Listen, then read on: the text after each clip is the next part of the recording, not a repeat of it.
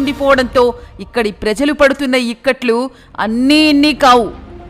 ఇటువంటి పరిస్థితిని అవగాహన చేసుకుని దీనికి శాశ్వత ప్రణాళిక రూపొందించి మచిలీపట్టణ ప్రజలకు ఈ సమస్యను తీర్చాలనే సదుద్దేశంతో మచిలీపట్టణం పార్లమెంట్ సభ్యులుగా ఉన్న శ్రీ వల్లభనేని బాలశౌరి గారు హౌసింగ్ అండ్ అర్బన్ అఫైర్స్ కేంద్ర మంత్రివర్యులతో మాట్లాడి నిధులు సమకూర్చి మచిలీపట్నంలో అండర్ డ్రైనేజీ వ్యవస్థను ఏర్పాటు చేసేందుకు మంత్రివర్యులు కోరగా స్పందించిన మంత్రివర్యులు ఈ పనులకు సంబంధించి తగిన చర్యలు ప్రారంభించామని ఆదేశాలు జారీ చేశారు.